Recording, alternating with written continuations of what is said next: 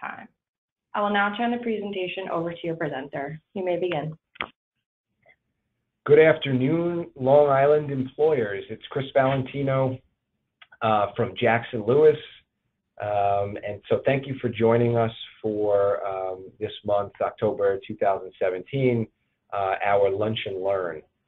We are going to spend our 20 minutes today talking about an old issue with a new face, and that is harassment in the workplace. Everybody, is aware of the mainstream media stuff that's going on with regard to harassment, motion picture industry with Harvey Weinstein, and all the different allegations that are coming out about movie moguls and how they've harassed people in the workplace. So there was one statistic that I pulled recently, which was over the course of a 24-hour period, there were, I think it was 12 million posts online about people who were subjected to harassment as part of the Me Too movement. And Facebook came out with a statistic which was really interesting, that 45% of the people who actually have Facebook accounts know or are connected with somebody who responded to or posted to the hashtag #MeToo initiative. So this is huge, and it's going to be big in your workplace. So we need to be prepared for it. The good news is that we most likely are prepared for it. We just need to refresh. So let's do that. What is harassment? Well, I want you to always think about harassment being three essential elements: offensiveness, unwelcomeness, and pervasiveness. All right. The offensiveness must be premised on somebody's protected activity. So offensiveness, unwelcomeness, and pervasiveness, with offensiveness being premised or predicated on somebody's protected activity. That is harassment. And if you have a person in the workplace who is saying, you know what, I'm offended by my manager or my supervisor because he or she doesn't like me, it's unwelcome the way that they're managing me, and it's happening every day. Well, they could use the terms harassment, they could use the terms hostile work environment, but your HR antenna goes down. Why? Because it's not premised on a protected characteristic, right? Unlawful sexual harassment is offensive communications that are premised on gender or sex that are unwelcome and pervasive in the workplace. There are two types of sexual harassment, and I want to focus on sexual harassment. I want to remind everybody that you can have a harassment allegation based on any protected characteristic, but the one that is the most prominent is sex harassment. And there are two types in the eyes of the law. The first one is quid pro quo harassment. It means this for that. This is supervisor to subordinate harassment. And this is when a supervisor makes an employment decision based on a subordinate submission to or rejection of a sexual advance, a request for a sexual favor, or other types of sexual behavior. Again, it involves tangible job effects, and it is supervisor to subordinate. I don't see much of this. Why? Because employers train and supervisors know better. But when you do see it, one of the first things I communicate to a client is, we have a real problem because there's strict liability as it relates to quid pro quo. That means there are no defenses to these types of allegations once the elements are established. The more likely type of harassment that I will see and that you will face is hostile work environment. Hostile work environment, as it relates to sex, is sexual inappropriate comments or conduct that is offensive and unwelcome in the workplace, and that is creating an intimidating, hostile, or offensive work environment. That is the bucket that we will fit into when we're dealing with sexual harassment, hostile work environment. Some examples of protected characteristics, just again to remind everybody that hostile work environment isn't just sex-based. You could have a hostile work environment that's premised on disability, on religion, on national origin, or age. So let's examine those critical elements of a hostile work environment claim. Offensiveness first. What is offensiveness? Offensiveness is judged by the reasonable person standard in New York. This means that a judge or a jury is not going to say, was the plaintiff offended by this comment or this conduct? What the judge or jury is going to say is, would a reasonable person have been offended? It is a fictitious, made-up person that is premised on reason. How do we analyze this? Put yourself in the position. Would you, as a reasonable person, have been offended by it? If the answer is yes, then we have potential exposure.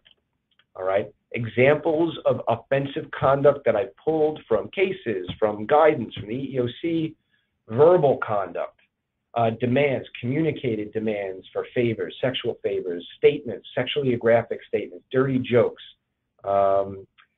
describing experiences or preferences of a sexual nature. All of these are verbal examples of inappropriate conduct. Inappropriate physical conduct, unwanted touching, all right, blocking people, massages, rubbing. These are all physically offensive things that a reasonable person would conclude is offensive. All right. Examples of inappropriate visual conduct include obviously pornography, sexually suggestive screensavers or other pictures or posters in the workplace, hand gestures. The one that we see the most as practitioners in the world of employment law is not necessarily what is spoken. It's not necessarily what is observed in the workplace. What we do see most of is what is written and what is read in the form of emails, in the form of text messages, social media, blog posts.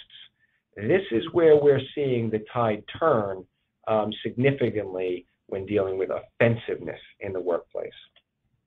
What is that second prong, unwelcomeness? Once we've established that something was reasonably offensive to a reasonable person, we go to the second prong. Is it unwelcome? Now, unwelcomeness is conduct not solicited or incited and regarded by the, and here's the critical part of the definition, the receiving employee.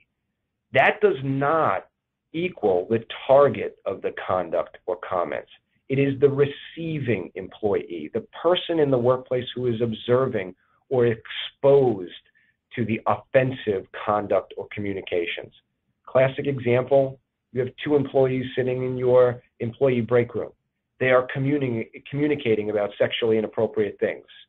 If there is a third person who's sitting 2 tables away and who can overhear it, is that person subjected to offensive conduct in the workplace? The answer is yes. Is it unwelcomed? The answer is yes. Even though that third person wasn't the target, that person is exposed. He or she is a receiving employee, and therefore we have an establishment of this second element of a hostile work environment claim.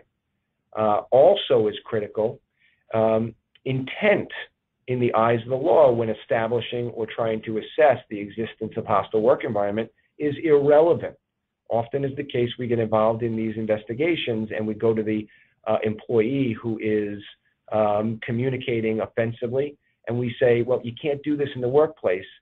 And the response is, I was only joking. I didn't intend to offend. And the answer is, I don't care. Intent is irrelevant. It doesn't matter. What matters is that the communication was offensive and it was received by somebody to whom it was unwelcomed, right? Finally, that third element of a hostile work environment, sexual harassment or any harassment allegation is severe or pervasive. Now, we don't deal with severity very often. We don't see that. But logic dictates that if something is so severe in the workplace, like a sexual assault, that should be enough to establish a hostile work environment. I spend more time establishing or trying to analyze whether or not something is pervasive. This is pattern or practice in the workplace, right? It is the pattern of behavior. It's the repeated incidents. It is the inappropriate sexual comment in August, followed by the inappropriate gag gift in September, followed by the inappropriate proposition in October, followed by, and you sort of get my drift. One time is not enough to establish pervasiveness, but one time is enough for us to look at the issue under our policy and take action so that we can avoid getting to conduct that is pervasive. All right. We've established, or we talked about what a harassment hostile work environment claim is. Under the law, it's offensiveness, it's unwelcomeness, it's pervasiveness. All right. Who can be a harasser? Well, a harasser can be anybody. It could be a manager. It could be a director. It could be a supervisor. It could be a coworker. Harassment in the hostile work environment bucket can be subordinate to supervisor or vice versa. It doesn't matter. It can be anybody. More importantly, it doesn't need to be somebody employed with the company. It could be a third party. A lot of times we deal with situations where you have invitees to your workplace who are saying inappropriate things. It could be a customer. It could be a client. It could be a member of the public if you're interfacing with the public. It doesn't matter. It can be anybody who comes into contact with your employee, while performing his or her job, or the effect of that conduct on the job. Remember, a harasser need not be male. It need not be female. You can have harassment between a male and female, or vice versa. You can have harassment between two men or two females. It doesn't matter. It's gender neutral. It doesn't matter if the harasser is of the same protected class of the victim or the receiving party. It is irrelevant. So anybody can be a harasser, and really, frankly, harassment can take place anywhere. We know it can take place in your workplace, and we know that it can take place at an employer-sponsored event. But it can take place outside of work as well. In the event that something happens outside of work, classic example, employees go out to a local bar to watch a World Series game. And at the bar, it's not company sponsored. At the bar, let's just take a traditional example. A male employee says sexually inappropriate things to female. Maybe our policy doesn't cover what happens at the bar in people's personal capacities, but is it possible that that female employee could come into work the next day and feel uncomfortable because of what happened outside of work? The answer is absolutely yes. And if she's uncomfortable and we become aware of it, we being the employer, now all of a sudden our policy is triggered and something must be done. All right, let's talk a little bit about best practices. We have a lot of these in place already, but use this as an opportunity to not only refresh our knowledge, but maybe go back and audit what we have and why we have it. First, your policy. Every listener on this phone should have an anti-harassment policy in their employee handbook. Why do you have it? You may not know the answer to that. And the answer is, in 1998, the Supreme Court gave us a gift, the employer community a gift. The Supreme Court said, look, too many employers are getting hit with liability in the area of hostile work environment. We need to give the employer an ability to protect itself. Employers, here's what you do. Go out and put a policy together and make sure your policy has main components to it. For example, commit to your employees that you want and you will facilitate an environment that is free of harassment, unlawful harassment. Make sure your employees understand what those terms are, identify terms and define them. Lay out a complaint procedure for your employees so that if your employee feels uncomfortable in the workplace because of a protected characteristic, he or she has a way of complaining. Who do they complain to? Who do your employees complain to? Maybe they complain to your supervisors. Maybe they complain to HR. Maybe they complain to anybody in management with whom they feel comfortable. It becomes critical. Lay that out in your policy. In addition, in your policy, lay out that any employee who complains will get the benefit of a good faith investigation. We will accept what you are saying as an allegation, and we will fact find, and we will reach a conclusion as to whether or not this policy has been violated, right? And we will insulate you from retaliation. This is protected activity, and we will respect it as such, right? If you have this policy, employers, and if you publish this policy for your employees, and you make sure when complaints come in, we follow our investigation procedure and reach an appropriate outcome, we will insulate you from damages. That's what the Supreme Court told us. So it makes real good sense for us to have this policy. Go back and audit yours and make sure you have all of these components.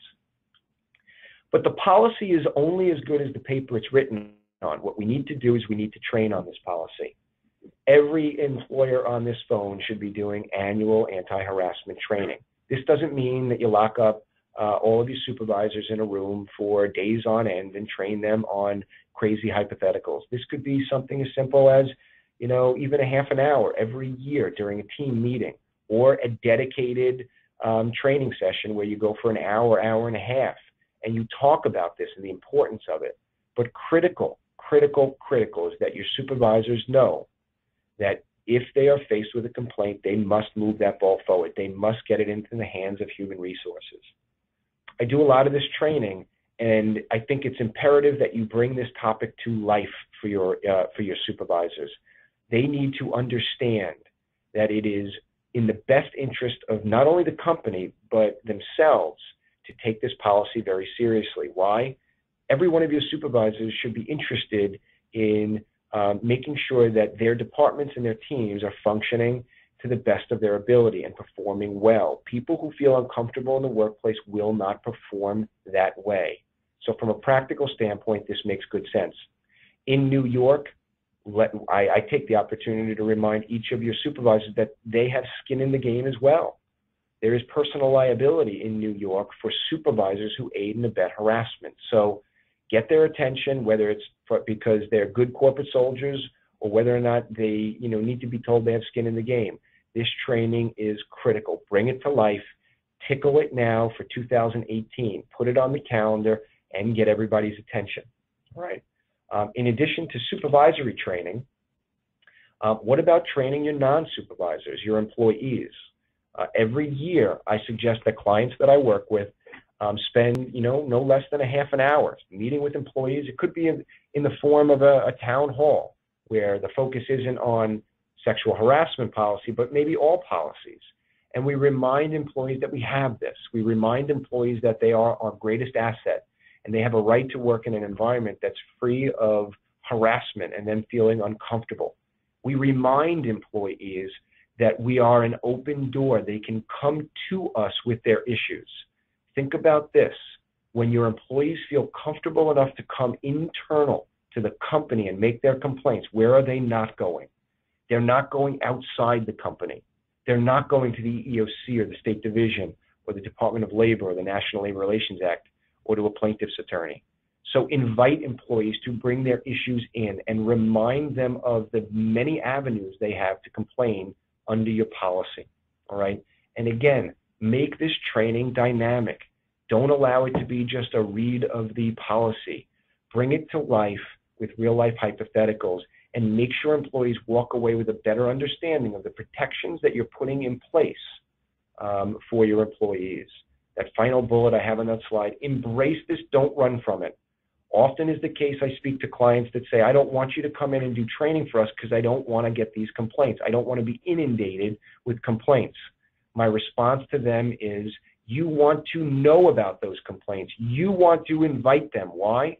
Because if they're coming to you, they're not going to the outside. And if they're coming to you, they're giving you an opportunity to fix without spending oodles and oodles of money and resources and effort on defending against these allegations, right? Most important, we have our policy, we're going to do our training, but you need to walk the walk. You cannot pay lip service to this issue. It is the most important policy that you have in your handbook and in your playbook. So make sure from the top down, from the highest executives right down to your lowest employees, you're holding all of them accountable for their conduct in the workplace under this policy. And make sure everybody knows that a failure to follow this policy has consequences. And from an HR perspective, we need to be the safeguards of those consequences and make sure they're being applied consistently and accurately throughout the workplace. Your homework here is to go back and look at your policy and make sure it has all these components. More importantly, I'd ask that everybody on this call go and look at your 2018 calendar and make sure that we're tickling a time where we can sit down and do this training for our employees. You are going to get these complaints, especially with regard to what's going on in our world now. Your employees will say, oh, I didn't know that that couldn't happen to the workplace. That's happening to me. All right, maybe I can sue as well. All right, so be aware of it and be prepared for it. Go back, do these policies, get your training in place. If there's ever any questions, feel free to email me. Feel free to call me. We are together so much during the year at the evening events, the SHRM dinners. We have the breakfast series. I'm always available to you. Jackson Lewis is always available to you. Let us know your questions. Thanks for joining. Thanks for dialing in. Have a great weekend and have a great month, and we'll speak to you in November. Thank you.